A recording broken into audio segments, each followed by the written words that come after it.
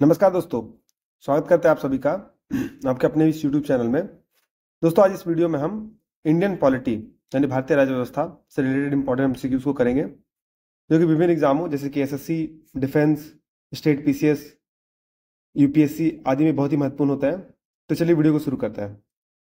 पहला प्रश्न है, which of the following statement is correct about the prime minister of India.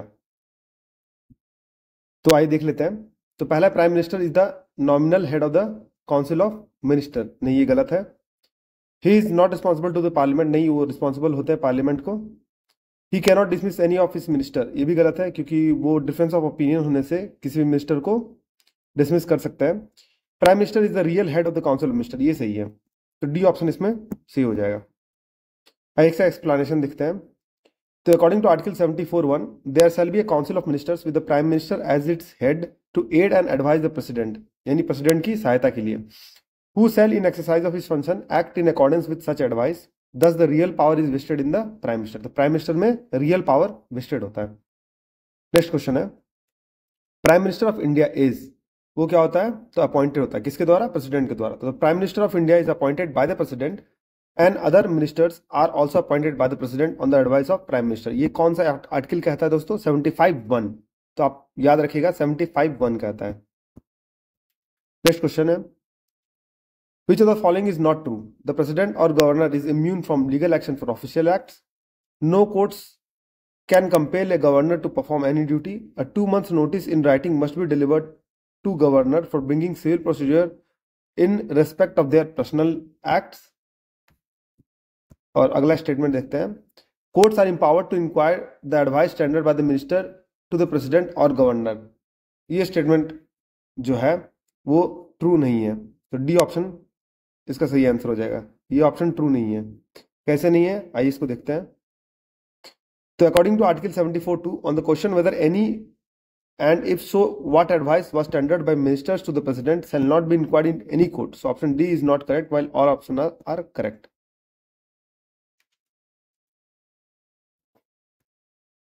Next question है, the prime minister of India is the head of the, तो किसका head होता है? तो सेंट्रल गवर्नमेंट का हेड होता है।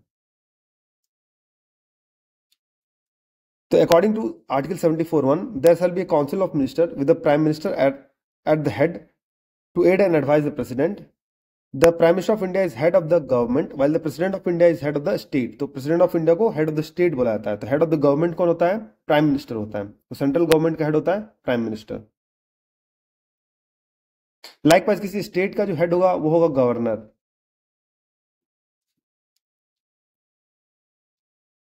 Article 78 of the constitution lays down the duties of. Article 78 किसके लिए ड्यूटी ले डाउन करता है? Speaker of the Lok Sabha, chairman of the Rajya Sabha, controller and auditor general of India, prime minister. इसका सही आंसर हो जाएगा प्राइम मिनिस्टर। तो article 78 envisages the duty of prime minister in respect of furnishing of information to the president. Information president को furnish के लिए करने के लिए उनकी ड्यूटी को बताता है आर्टिकल 78। किसके रिलेटेड में? तो in relating to administration of affairs of the union.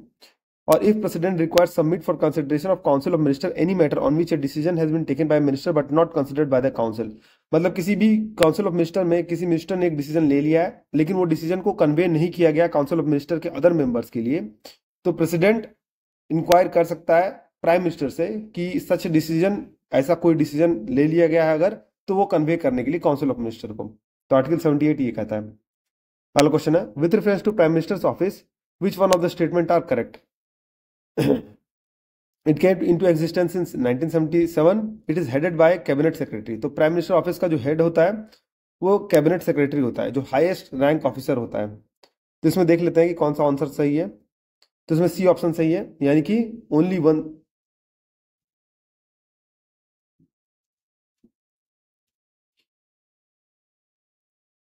Actually में कैबिनेट सेक्रेटरी नहीं है, प्रिंसिपल सेक्रेटरी इसका हेड होता है। तो ये स्टेटमेंट 2 गलत हो जाएगा, ओनली वन सही होगा। वो 1977 में आया था। तो प्राइम मिनिस्टर ऑफिस जो पीएमओ है केम इनटू एग्जिस्टेंस इन 1977।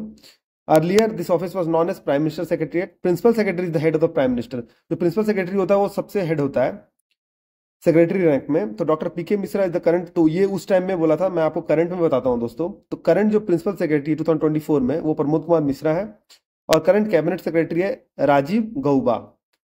तो appointment committee of cabinet has approve the appointment of TV Somanathan. TV Somanathan के अपॉइंटमेंट को एज ए कैबिनेट सेक्रेटरी ये मंजूरी दे दी है 2 ईयर के टेन्योर के लिए 30 अगस्त से। नेक्स्ट क्वेश्चन है कैबिनेट मीन्स, कैबिनेट का मतलब क्या है? तो मिनिस्टर्स विद कैबिनेट रैंक, वो कैबिनेट का मतलब होता है।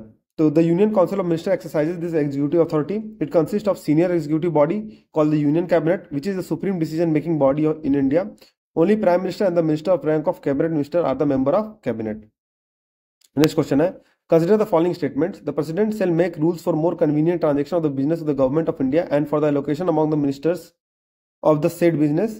All executive action of the government of India shall be expressed to be taken in the name of prime minister. तो दूसरा स्टेटमेंट गलत है। तो all executive action of the government of India वो प्रेसिडेंट के नाम पे होगा। तो दूसरा स्टेटमेंट गलत है। तो पहला स्टेटमेंट सही है, president shell make rules for more convenient transaction of the business of the government of India for allocation among the ministers of the said business. तो इसमें देख लेते हैं, इसमें 1 ऑप्शन सही है, एक ही सही दूसरा गलत है। तो आइए इसका एक्सप्लेनेशन देखते हैं। Article 77(1) says that all executive action of the government of India shall be expressed to be taken in the name of the president। तो स्टेटमेंट 2 रॉन्ग है, स्टेटमेंट 1 राइट है। तो स्टेटमेंट 1 क्या कहता है? According to article 77(3)। अब याद रखिएगा दोस्तों, जिस तरह का आर्टिकल जो पूछता है वो बहुत ही इंपॉर्टेंट होता है। तो आर्टिकल 77(3) ये बोलता है the president shall make a rule for more convenient transaction of the business of the government of India and for allocation among the minister of the said business। यानी मिनिस्टर के बीच में जो बिजनेस है उसका जो प्रॉपर अलोकेशन है उसके लिए रूल बनाना ये प्रेसिडेंट का काम है। नेक्स्ट क्वेश्चन है if the prime minister of the India belongs to the upper house of the parliament then he will not be able to vote in his favour in the event of a no confidence motion. ये option सही है, ये option सही है। आइए इसका explanation देखते हैं। द प्राइम मिनिस्टर और any cabinet minister has a right to speak and vote in the house where he is a member.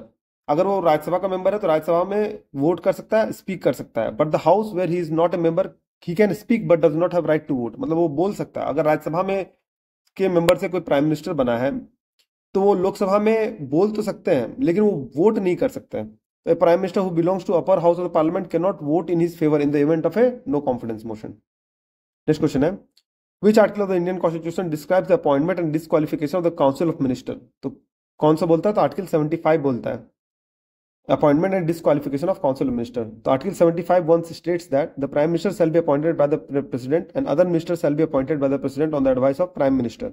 Article 75(1) बहुत ही इंपॉर्टेंट है। कभी कभी बहुत सारे एग्जामों में स्टेटमेंट वाइज देता है कि कौन सा आर्टिकल कहता है, तो आपको याद रखना पड़ेगा।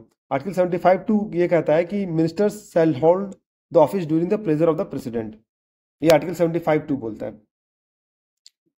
नेक्स्ट क्वेश्चन है prime minister of India is generally, तो वो क्या होता है? तो मेंबर ऑफ लोकसभा होता है जनरली। लेकिन बहुत सारे ऐसे इंसिडेंट है जैसे कि इंदिरा गांधी हुए या फिर मनमोहन सिंह हुए, तो वो जो है वो राज्यसभा के मेंबर थे। तो the prime minister of India is generally a member of Lok Sabha but this is not compulsory restricted, he can be a member of Rajya Sabha. Indira Gandhi was the first PM from Rajya Sabha at that time of appointment but later became member of Lok Sabha.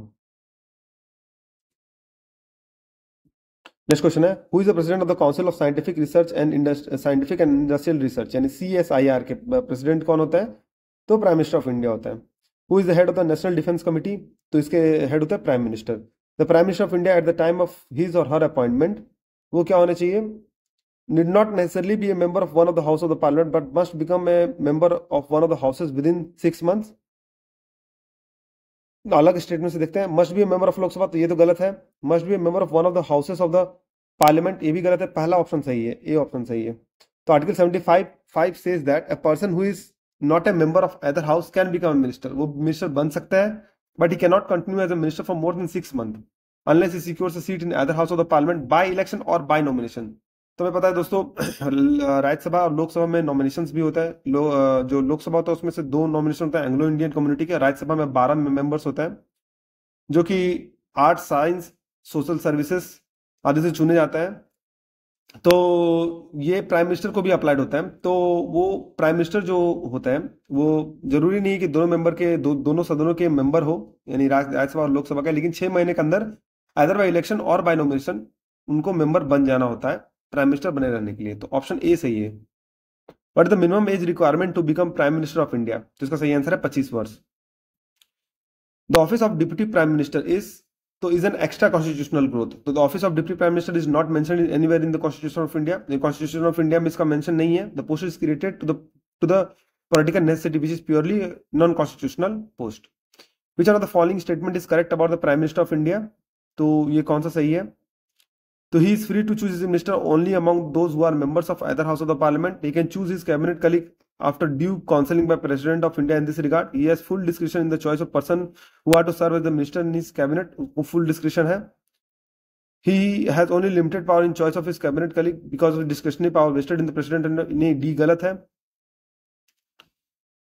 तो इसमें C option सही हो जाएगा। तो prime minister is the head of the council of minister. He has the full description in the choice of person who is to serve the minister in his cabinet. तो article 75(1) कहता है तो he may choose any member apart from other house of the parliament but such a person will have to become a member of other house of the parliament within 6 months from the date in which he enters the office, otherwise he will cease to be a member. तो वो अगर नहीं भी रहे तो भी उनको चुना जा सकता है, लेकिन उनको 6 month के अंदर मेंबर ऑफ पार्लियामेंट बन जाना चाहिए। अगला प्रश्न है central minister who is not a member of any of the house can remain in the office for 6 months, जैसा हमने डिस्कस किया। Which of the following statement is not true regarding parliament of India. The constitution provides a parliamentary form of government, ये बिल्कुल सही है। The function of the parliament is to provide a cabinet. The membership of the cabinet is restricted to lower house, नहीं ये सही नहीं है। तो इसका मतलब है कि सी ऑप्शन सही है।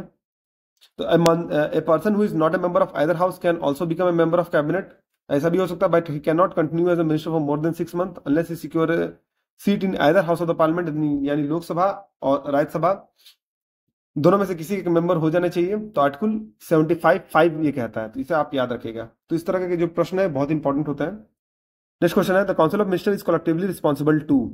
तो काउंसिल ऑफ मिनिस्टर कलेक्टिवली किसके रिस्पॉन्सिबल होता है? To the house of the people, ये बिल्कुल सही है। अंडर ए कॉन्स्टिट्यूशनल ऑब्लिगेशन, ये भी सही है। एज पर आर्टिकल 75(3), ये भी सही है। तो इसका मतलब है कि इसमें बी ऑप्शन सही है। तो council of minister is collectively responsible to which of the following. तो कलेक्टिवली रिस्पॉन्सिबल किसके होते हैं? तो लोकसभा के होते हैं। The prime minister of India is responsible to whom, तो वो लोकसभा के लिए रिस्पॉन्सिबल होता है। तो अब आर्टिकल 75(3) ये कहता है कि the council of minister including prime minister shall be collectively responsible to the house of people, यानी लोकसभा। नेक्स्ट क्वेश्चन है consider the following statement in the context of Indian constitution. तो पहला the union council of minister shall be collectively responsible to the Lok Sabha, ये बिल्कुल सही है। The union minister shall hold office during the pleasure of the prime minister, नहीं during the pleasure of president होता है। तो इसका मतलब ए ऑप्शन सही है उसमें। Consider the following statements the council of minister is in the center shall be collectively responsible to the parliament, नहीं वो collectively responsible only to the Lok Sabha होता है। तो ए ऑप्शन गलत है, तो इसमें आप इजिली एलिमिनेट कर सकते हैं, इसमें बी ऑप्शन सही होगा। ए ऑप्शन अगर गलत हुआ तो ए, सी और डी एलिमिनेट हो जाता है ऑब्वियसली। तो 2 और 3 से आई 2 स्टेटमेंट को देखते हैं। The union minister shall hold office during the pleasure of the president of India, बिल्कुल सही है। The prime minister shall communicate to the president about the proposal of legislation, ये भी सही है। तो बी ऑप्शन सही है। Which one of the following is not explicitly stated in the constitution of India but followed as a convention. तो कौन सा? The prime minister had to resign if loses majority in the lower house, ये सही है। B option सही है इसका। Which are the following motions the council of minister in India can move, क्या मूव कर सकते हैं? तो कॉन्फिडेंस मोशन मूव कर सकते हैं। The council minister in India can move confidence motion. Motion of no confidence can be introduce only in the Lok Sabha, यानी कि नो कॉन्फिडेंस मोशन जो है सिर्फ और सिर्फ लोकसभा में इंट्रोड्यूस किया जा सकता है, lower house of the parliament. The government brings the motion of confidence in Lok Sabha when it has to prove confidence और support of a majority in the house of people, यानी लोकसभा में। नेक्स्ट क्वेश्चन है the council of ministers has to resign if a no confidence motion is passed by a majority of members of Lok Sabha, यानी कि लोकसभा होगा, ये option सही है। After resigning whose permission does a minister required to give a statement in the Lok Sabha. तो speaker का permission है, लोकसभा से रिलेटेड है। The number of Lok Sabha members required to table a no confidence motion against a council of minister is 50, तो यानी 50 members की सहमति चाहिए no confidence motion council of minister के अगेंस्ट में लाने के लिए। नेक्स्ट क्वेश्चन है consider the following statement regarding no confidence motion in India. There is no mention of no confidence motion in the constitution of India. Motion of no confidence can be introduce in Lok Sabha only, तो दूसरा statement सही है। There is no mention of no confidence motion in the constitution of India, ये भी सही है। तो हम देखते हैं इसमें क्या आंसर है होगा इसका।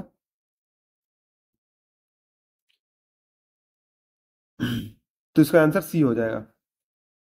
इन the Indian polity the executive is subordinate to, executive किससे सबऑर्डिनेट होता है? तो लेजिस्लेटर के सबऑर्डिनेट होता है, तो इसका सही आंसर हो जाएगा बी।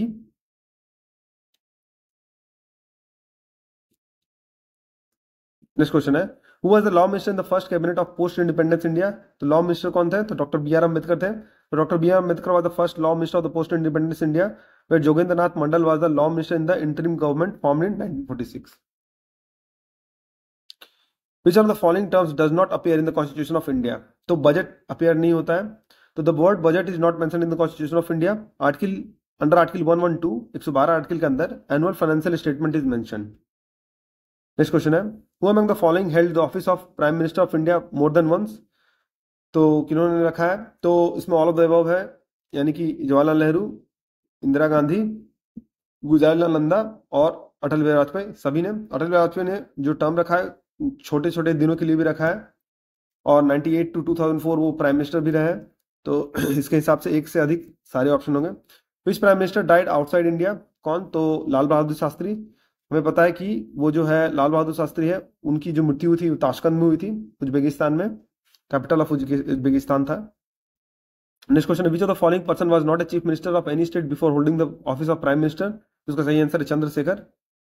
तो चंद्रशेखर के अलावा जो तीन हैं, और मोरारजी देसाई, पीवी नरसिम्हा राव और चरण सिंह, ये तीनों जो है चीफ मिनिस्टर ऑफ स्टेट थे। Who amongst the following had never been the chief minister of any state before becoming prime minister of India? तो इसका सही आंसर चंद्रशेखर, हमने देखा है। The word मंत्रिमंडल cabinet is mention only once in constitution and that is in, तो कौन सा आर्टिकल में है? आर्टिकल 352 में है। इसका एक्सप्लेनेशन देखते हैं। The word cabinet is mention in the constitution of India article 352, यानी कि नेशनल इमरजेंसी के केस में है। The president shall not issue A proclamation unless the union cabinet communicates him in writing that such a proclamation may be issued. It is noteworthy that the word cabinet has been mentioned in 2 times in this article. Next question है, the policy of liberalization, privatization and globalization was announced as the new economic policy by prime minister. तो किनके द्वारा? तो PV Narasimha Rao के द्वारा 1992 में, जिन्होंने economy को ओपन किया था प्राइवेटाइजेशन, लिबरलाइजेशन और ग्लोबलाइजेशन के लिए। नेक्स्ट क्वेश्चन है, which of the following statement is not true for doctor Manmohan Singh? तो क्या है? तो former chairman of finance commission ये नहीं रहे, जबकि वो former finance minister of India भी रहे, former governor of reserve bank of India भी रहे, farmer representative of India at international monetary fund IMF में भी रहे हैं। नेक्स्ट क्वेश्चन है, consider the following statement, the executive power of the union of India is vested in the prime minister. नहीं, ये गलत है, वो प्रेसिडेंट में वेस्टेड होता है, तो पहला स्टेटमेंट गलत हो जाएगा। The prime minister is the ex officio chairman of civil services board, ये भी सही नहीं है, तो इसमें डी ऑप्शन सही हो जाएगा। आई से एक्सप्लेनेशन देखते हैं। The executive power of the union of India is not vested in the prime minister but in the president, article 53(1) कहता है, तो पहला स्टेटमेंट गलत है। तो constitution head of the executive of the union is the president, article 74(1) of the constitution provides as its head to aid and advise the president, जो prime minister होंगे, who shall exercise his और her function in accordance with advice. The cabinet secretary is under the direct charge of prime minister, जो cabinet secretary होता है direct charge होता है prime minister के। The administrative head of the secretariat is the cabinet secretary, who is also the ex-officio chairman of the civil services board. तो cabinet secretary होते हैं x officio chairman, तो nor 1 और nor 2 दोनों में से कोई भी स्टेटमेंट सही नहीं है। नेक्स्ट क्वेश्चन है, who is the highest civil services officer of the central government? तो कौन होता है? तो कैबिनेट सेक्रेटरी होता है। Which one of the following constitutional amendment states that the total number of ministers, including the prime minister in the council of ministers, shall not exceed 15% of the total members of the house of the people? तो इसका सही answer है 91st constitutional amendment act कहता है कि total number of ministers including prime minister in the council of minister, वो 15% से ज्यादा नहीं होना चाहिए total number of members of the house of people, यानी 543 है तो उसका 15% आप निकाल लीजिए, तो उससे ज्यादा जो है टोटल काउंसिल ऑफ मिनिस्टर और प्राइम मिनिस्टर को इंक्लूड करके मिनिस्टर्स नहीं होने चाहिए, तो वो 91st कॉन्स्टिट्यूशनल अमेंडमेंट एक्ट से डिसाइडेड किया गया। तो इसका एक्सप्लेनेशन है ये, विच of the following official document is related with India? तो किससे रिलेटेड है? तो व्हाइट पेपर है। तो व्हाइट पेपर क्या होता है? तो white paper is an official document issued by the government of India और by its ministry which explains the government policy on a particular subject and allows the government to collect feedback before a bill is prepared. Which article of the Indian Constitution describes the executive power of every state shall be so exercised as not to impede or prejudice the exercise of the executive power of the union? तो ये कौन सा article कहता है? तो article 257 कहता है, याद रखिएगा आर्टिकल 257। आई इसका एक्सप्लेनेशन देखते हैं। तो according to article 257(1) of the Indian Constitution, the executive power of every state shall be so exercised as not to impede or prejudice the exercise of the executive power of the Union, and the executive power of the Union shall extend to giving such direction to states as may appear to Government of India necessary for that purpose. Next question है, the reorganization of Union Cabinet is based on the report of, reorganization of Union Cabinet किनके report पे basis पे हुआ था? तो गोपाल स्वामी अयंगर के report पे। Who gave the slogan जय जवान जय किसान? तो किसने दिया था? लाल बहादुर शास्त्री ने। Who advises the government of India on legal matters? किसको कौन एडवाइस करता है? तो attorney general. Who among the following holds his or her office during the pleasure of the president? तो attorney general of India hold करता है। Who is the attorney general of India appointed? How, कैसे appoint होता है? तो वो president के द्वारा अपॉइंट होता है। Who is known as the first law officer of India? तो फर्स्ट लॉ ऑफिसर किसको जाना जाता है? तो अटॉर्नी जनरल ऑफ इंडिया को। Who among the following shall have the right of audience in all courts in the territory of India in the performance of his duty? तो वो होता है attorney general. Consider the following statement about Attorney General of India. He is appointed by the President of India. बिल्कुल सही है, पहला statement सही है। He must have the same qualification as are required for judge of a Supreme Court. ये भी सही है, दूसरा स्टेटमेंट सही है। He must be a member of either house of the Parliament. ये सही नहीं है। He can be removed by impeachment of by Parliament. ये भी सही नहीं है। तो इसका स्टेटमेंट 1 और 2 सही है, यानी ए ऑप्शन सही है। तो article 88 of the Indian constitution कहता है right of ministers and attorney general in respect of houses. Attorney general के बारे में बताता है Every minister and the Attorney General of India shall have the right to speak and otherwise to take part in the proceedings of the other house and or any joint sitting of the houses and any committee of the Parliament of which he may be named as a member, but shall not have, by virtue of this article be entitled to vote in that house. यानी वो vote नहीं कर सकता है, part ले सकते हैं, debate में पार्ट ले सकते हैं, बोल सकते हैं, लेकिन वो वोट नहीं कर सकते हैं। The President shall appoint a person who is qualified to be appointed as the judge of Supreme Court। और जज ऑफ सुप्रीम कोर्ट में को अपॉइंट करने के लिए जो एलिजिबिलिटी होता है वही एलिजिबिलिटी एक अटॉर्नी जनरल के पास होनी चाहिए। ही can be remove by president. तो 1 और 2 सही है, 3 और 4 गलत है। Who can attend other house of the parliament without being a member? दोनों हाउसेस की मीटिंग को अटेंड कर सकता है लेकिन उसके मेंबर होने के बिना। कौन? तो attorney general of India. B option सही है। As a non member who can participate in the proceeding of other house of the parliament कौन है? तो ए और सी, यानी वाइस प्रेसिडेंट है और अटॉर्नी जनरल है। वाइस प्रेसिडेंट दोस्तों पता है वो x officio chairman of Rajya Sabha होता है। Who among the following holds his or her office during the pleasure of the president? तो Attorney General of India. Consider the following statement. Attorney General of India can वो तो take part in the proceeding of the Lok Sabha, बिल्कुल सही है। Be a member of the committee of the Lok Sabha, ये भी सही है। Speak in the Lok Sabha, ये भी सही है। Vote in the Lok Sabha, ये सही नहीं है। तो 1, 2, 3 ये दोनों ये स्टेटमेंट सही है। सी ऑप्शन सही है। Solicitor General of India is वो कौन होता है? तो लीगल एडवाइजर होता है। Who among the following shall have the right of audience in all courts in the territory of India in the performance of his duty? कौन है? तो अटॉर्नी जनरल है। Who advises the state government on legal matters? तो advocate general. जैसे कि central government में attorney general होता है वैसे ही एडवोकेट जनरल होते हैं स्टेट गवर्नमेंट में। It shall be the duty of advocate general or the advice of the government of state on the legal matter। Government of the state को legal matter में वो advice करते हैं article 165(2) के तहत। The government of each state shall appoint a person who is qualified to be appointed as जज of the high court. तो उसमें जज ऑफ सुप्रीम कोर्ट था दोस्तों, उसके पैरेलल एनालॉगस आप इसमें देखिएगा कि वो जज ऑफ हाई कोर्ट होने चाहिए। To the advocate general of the state, the advocate general shall hold office during the pleasure of the governor. आप पैरेललिज्म देखिए, उसमें प्लेजर ऑफ द प्रेसिडेंट था, इसमें प्लेजर ऑफ द गवर्नर है। तो वो कौन सा article? Article 165(3). He is the first legal adviser of the state government. State government के फर्स्ट लीगल एडवाइजर होता है। The controller and auditor general of India यानी CAG इज अपॉइंटेड बाय किसके द्वारा? प्रेसिडेंट के द्वारा। तो आर्टिकल 148(1) कहता है कि there shall be a controller and auditor general of India who shall be appointed by the president by the warrant under his head and seal and shall only be removed from the office like in manner like the grounds of जज of supreme court. जज of supreme court जैसे remove होते हैं वैसे ही उनको remove किया जा सकता है। The controller and auditor general audits all receipt of the expenditure of the government of India. Audit करते हैं गवर्नमेंट ऑफ इंडिया के सारे एक्सपेंडिचर को and submit his report to the president. He is also audit all reports and expenditure of the state government and submit the report of the governor of the state। यानी कि state government के भी सारे reports को वो audit करता है और वो गवर्नर को भेजते हैं। The reports of the Comptroller and Auditor General of India related to the accounts of the Union are submitted first of all to which of the following? तो President of India को। The office of the Comptroller and Auditor General of India was created तो by Constitution। The tenure of the Comptroller and Auditor General of India is क्या है? tenure 6 years है। Which of the following is not true about the Comptroller and Auditor General of India? तो he can be removed by the President। ये सही नहीं है।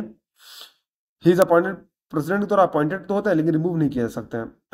तो article 148(1) कहता है कंट्रोलर और ऑडिटर जनरल ऑफ इंडिया के लिए कि वो प्रेसिडेंट के द्वारा अपॉइंटेड होता है और रिमूव किया जा सकता है। लाइक एंड मैनर ग्राउंड, जैसे कि जज ऑफ सुप्रीम कोर्ट के द्वारा जो रिमूव किया जाता है, जज ऑफ सुप्रीम कोर्ट को जैसे रिमूव किया जाता है, सैलरी और कंट्रोलर और auditor general of India is equal to the जज ऑफ सुप्रीम कोर्ट होना चाहिए। दो आर्टिकल 148(4) कहता है कि कंट्रोलर और auditor general shall not be eligible for any office either under the government of India और is government any state after he ceases to hold office. यानी कि गवर्नमेंट ऑफ इंडिया या स्टेट गवर्नमेंट के under में किसी भी office के लिए एलिजिबल नहीं होते अगर वो रिटायर हो जाते हैं तो। Which of the following duties is not perform by controller और ऑडिटर जनरल ऑफ इंडिया? तो audit and report on all expenditure from the consolidated fund of India, ये सही है। Expenditure from the contingency and fund public accounts, ये भी सही है। To audit and report all trading manufacturing profit and losses account, ये भी सही है। ये डी ऑप्शन इसका गलत है, तो आप इसका एक्सप्लेनेशन देख लीजिएगा, इसमें कौन कौन सा फंक्शन उनके होते हैं। नेक्स्ट क्वेश्चन है, consider the following statement, it shall be duty of controller auditor general to audit all the receipt which are payable into the consolidated fund of India, ये बिल्कुल सही है। The controller auditor general shall have the authority to audit and report on the grounds of stores or stocks kept in any office or department of union or any state, तो इसमें कौन सा statement सही है? तो 1 और 2 दोनों statement सही है। Who among the following attends the meeting of the Public Accounts Committee of Parliament? तो controller auditor general of India यानी CAG. Which article of the constitution prescribe the duty of controller auditor general of India? CAG का duty prescribe करता है, तो article 149। The controller auditor general of India is a friend and guide of किसके? तो public accounts committee के। The amendment to the CAG separates the account from audit relieves CAG of his responsibility in the matters of preparation of accounts. The amendments were made in the year of तो 1976। तो पहले क्या था दोस्तों कि जो उनका जो पावर था वो अकाउंट में ऑडिट भी था और प्रिपरेशन ऑफ अकाउंट्स भी था, दोनों था। तो प्रिपरेशन ऑफ जो अकाउंट है उनको उनसे रिलीव कर दिया गया है, मतलब वो प्रिपरेशन ऑफ अकाउंट्स नहीं करेंगे, ओनली ऑडिट करेंगे। तो ये अमेंडमेंट कब किया गया? तो 1976 में किया गया। तो ये आप इसे याद रखिएगा। Consider the following statement. The Advocate General of State in India is appointed by the President of India on the recommendation of the state government, governor of the concerned state. तो ये स्टेटमेंट गलत है। तो वो governor के द्वारा किया जाता है। The President, as provided in the Civil Procedure Code, the High Courts have original, appellate and advisory jurisdiction at the state level. ये से नहीं है, तो स्टेट ओनली सुप्रीम कोर्ट को ये अवेलेबल है। तो स्टेटमेंट 1 और स्टेटमेंट 2 दोनों गलत है, तो इसमें डी ऑप्शन सही होगा। Who is called the guardian of public purse? किसे कहा जाता है? तो कंट्रोलर एंड ऑडिटर जनरल कहा जाता है। Consider the following functionary: Cabinet Secretary, Chief Selection Commissioner, Union Cabinet Minister, Chief Justice of India. Correct sequence in order of precedence. Order of precedence क्या होता है दोस्तों कि कॉन्स्टिट्यूशनल पोस्ट को कौन सा कॉन्स्टिट्यूशनल पोस्ट कितना ऊपर होता है रैंक में, उसके हिसाब से ऑर्डर ऑफ प्रेसिडेंस किया जाता है। तो उसमें आप जैसे देखिए कि प्रेसिडेंट ऑफ इंडिया सबसे ऊपर होता है, फिर वाइस प्रेसिडेंट होता है, फिर प्राइम मिनिस्टर होता है, फिर उसके हिसाब से अलग अलग लेवल पे जाते हैं। गवर्नर ऑफ स्टेट होता है 4th रैंक पे, फिर 5th रैंक पे फॉर्मर प्रेसिडेंट्स होते हैं। तो इसके हिसाब से डिसाइडेड होता है। तो अगर आप देखिएगा इसमें, तो इसमें सी ऑप्शन सही होगा, यानी कि चीफ जस्टिस ऑफ इंडिया है, फिर यूनियन कैबिनेट मिनिस्टर है, फिर चीफ इलेक्शन कमिश्नर है, फिर कैबिनेट सेक्रेटरी है। तो सी ऑप्शन सही है। In order of precedence of the government of India which of the following comes above the chief justice of India? तो चीफ जस्टिस ऑफ इंडिया से ऊपर कौन आता है? तो फॉर्मर प्रेसिडेंट आता है।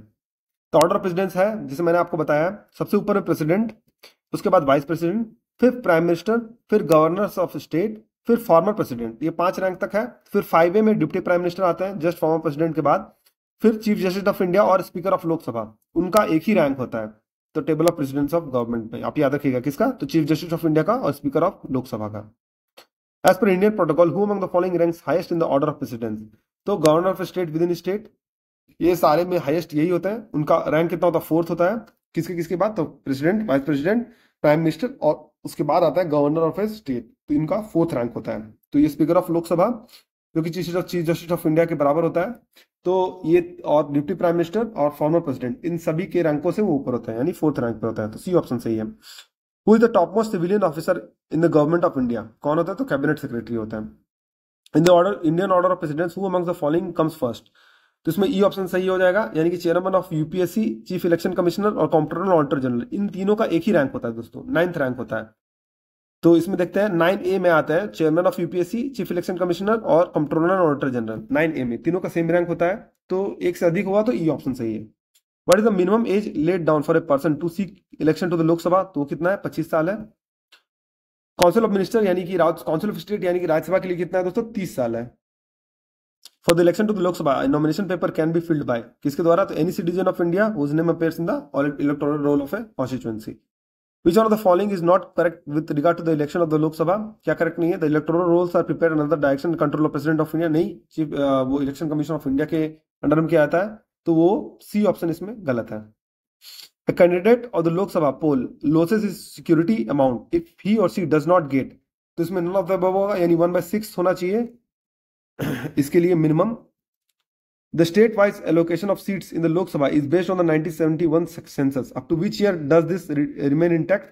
तो 2026 तक उसे सीज कर दिया गया। 2026 तक में उतने ही मेंबर होंगे, स्टेट वाइज एलोकेशन होगा लोकसभा में जो, तो उसके अकॉर्डिंग आप स्टेट वाइज इलेक्शन में आप देखिए तो सबसे हाईएस्ट उत्तर प्रदेश को होता है 80, फिर महाराष्ट्र होता है 48, तो इस हिसाब से क्वेश्चंस बनते हैं दोस्तों इसमें। The strength of the Lok Sabha was increased from 525 से 545 थ्रू विच अमेंडमेंट एक्ट, तो 31st अमेंडमेंट एक्ट उसके द्वारा बढ़ा दिया गया है। Consider the following statement. In the first Lok Sabha, the single largest party in the opposition was स्वतंत्र party. नहीं, ये सही नहीं है। वो कौन होते हैं, कम्युनिस्ट पार्टी ऑफ इंडिया थे जो first single largest party in the opposition में, तो largest party Indian national Congress थे, उसके बाद थे कम्युनिस्ट पार्टी ऑफ इंडिया, तो स्वतंत्र पार्टी नहीं होगा, तो इसमें ए ऑप्शन गलत हो जाएगा, आप एलिमिनेट कर सकते हैं। तो इसके हिसाब से ए गलत हो जाएगा और डी गलत हो जाएगा। अब बी और सी में देखते हैं। In the Lok Sabha leader of opposition was recognised for the first time in 1969, ये सही है। In the Lok Sabha, if party does not have minimum of 75 members, a leader cannot be recognized as the leader of the opposition, ये सही नहीं है। उसमें minimum 10% होना चाहिए, यानी 55 मिनिमम होना चाहिए। 545 में अगर आप कैलकुलेट करते हैं तो 55 मिनिमम होना चाहिए, तो 75 इसमें नहीं है, तो इसके हिसाब से ये तीसरा स्टेटमेंट गलत है। दोस्तों तो जो 2014 में जो बीजेपी की सरकार बनी थी उसमें कांग्रेस को 55 से कम वोट आए थे, तो इसी के लिए लीडर ऑफ अपोजिशन उनको रिकॉग्नाइज नहीं किया गया था, तो इसी के लिए ये क्वेश्चन 2018 में पूछा गया है, तो बी ऑप्शन सही है। Presently the number of seats in of each state in Lok Sabha is located on the basis of, तो किस सेंसस के बेसिस पे, 1971 के सेंसस के बेसिस पे। विच of the following state has the highest number of reserve seat for the scheduled tribe in Lok Sabha, तो Madhya Pradesh.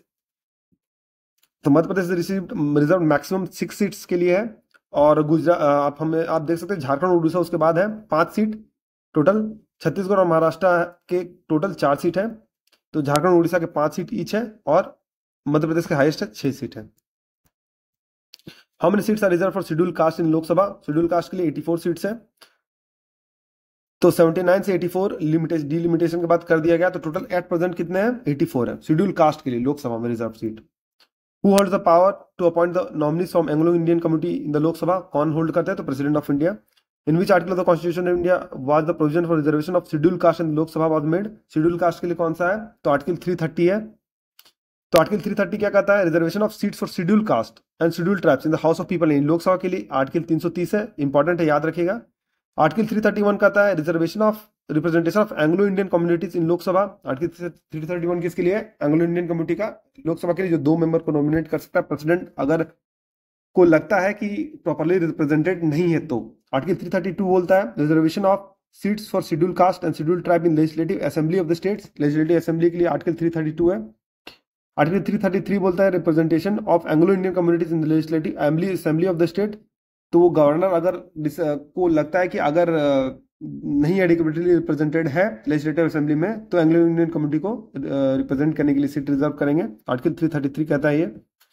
Which of the following constitutional amendment is related to raising the number of members of Lok Sabha to be elected from the state, तो वो कौन सा है, 7th and 31st Amendment Act। आप इसे देख लीजिएगा दोस्तों total. Before completing its term, the Lok Sabha can be dissolved, तो किसके द्वारा डिसॉल्व किया जा सकता है, by the president on the recommendation of prime minister, तो इसमें डी ऑप्शन सही है। The session of Lok Sabha is called for at least, तो कितने, तो 2 times of the year, तो कैसे हो सकता है दोस्तों, देखते हैं इसे। According to article 85(1), the president shall from time to time summon each of the house of the parliament to meet such time and places as he think fit, but 6 months shall not pass between its last sitting of one session and the date appointed for the first sitting in the next session. It indicates that the session of Lok Sabha can be called for at least 2 times in a year. 2 session के बीच में maximum 6 months का हो सकता है, तो 2 times of the year किया जा सकता है, यानी सेशन ऑफ लोकसभा को कॉल किया सकता है 2 बार से ज्यादा नहीं किया सकता है। नेक्स्ट क्वेश्चन है, तो quorum of Lok Sabha and Rajya Sabha is, तो 1/10 का टोटल मेंबरशिप, यानी सेट बिजनेसेस को करने के लिए लोकसभा में 1/10 मेंबरशिप का टोटल कोरम होना चाहिए। तभी कोई बिजनेस ट्रांजेक्शन हो सकता है लोकसभा में। In the general election of 2009 election of 543 Lok Sabha constituency was held. Out of these how many Lok Sabha constituency are from the state? तो कितना है? 530 है। 20 किससे है? यूनियन टेरिटरी से है, तो 530 का सही आंसर है। तो union territory get representation in, तो कहां पर? बोथ हाउस ऑफ पार्लियामेंट, यानी कि लोकसभा और राज्यसभा दोनों में। The sitting of the house of the people may be terminated bye, तो किसके लिए, किसके द्वारा? तो all of the houses, all of the process के द्वारा, यानी एडजॉर्नमेंट, प्रोरोगेशन और डिसोल्यूशन, इन तीनों के द्वारा। आइए देखते हैं। तो the sitting house of the people may be terminated bye of adjournment, prorogation और डिसोल्यूशन। तो adjournment is done by speaker of the Lok Sabha, तो थोड़े टाइम के लिए होता है, तो लोकसभा के द्वारा एडजॉर्न किया जा सकता है, लोकसभा स्पीकर के द्वारा। लेकिन प्रोरोगेशन और जो डिसोल्यूशन है वो डन किया जाता है किसके द्वारा? प्रेसिडेंट के द्वारा। The term of the Lok Sabha, तो term of the Lok Sabha can be extended by 1 year at the time during proclamation of emergency. Proclamation of emergency के लिए जो है only 1 year at a time, यानी एक साल में, मतलब एक बार कर दिए तो एक साल के लिए होगा, उसके बाद फिर नेक्स्ट बार अगर करना है तो फिर उसको एक्सटेंड करने के लिए ये करना पड़ेगा। तो can be extended by 1 year at the time during proclamation of emergency.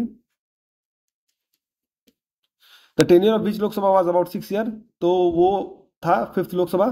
तो अब याद है दोस्तों कि 1975 में जो इमरजेंसी लगा था उसमें इंदिरा गांधी गवर्नमेंट ने एक्सटेंड किया था 1 ईयर के लिए एट ए टाइम, तो वो 6 ईयर का हो गया था।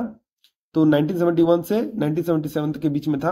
तो इस प्रीवियस क्वेश्चन में हमने देखा कि इमरजेंसी का प्रोक्लेमेशन 1 ईयर के लिए एक्सटेंड किया जा सकता है, तो फिर वो 6 ईयर के लिए हो गया था, 10 ईयर ऑफ लोकसभा। अगला क्वेश्चन है जो कि लास्ट क्वेश्चन है, which state sends the largest number of members in Lok Sabha? तो वो कौन सेंड करता है? तो वो उत्तर प्रदेश सेंड करता है। कितना सेंड करता है दोस्तों? 80 सेंड करता है। उसके बाद कौन है? महाराष्ट्र, जो 48 सेंड करता है। तो गिवन ऑप्शंस में जो बिहार है वो 40 सेंड करता है, मध्य प्रदेश 29 सेंड करता है और वेस्ट बंगाल 42 सेंड करता है। दोस्तों अगर आपको वीडियो पसंद आए तो वीडियो को लाइक कीजिए, चैनल को फॉलो कीजिए, सब्सक्राइब कीजिए और बेल नोटिफिकेशन को प्रेस कर दीजिए ताकि इसी तरह के इंपॉर्टेंट अपडेट्स मैं आपके साथ साझा करता रहूं। तो वीडियो में बने रहने के लिए धन्यवाद। मिलते हैं आपसे अगले वीडियो में।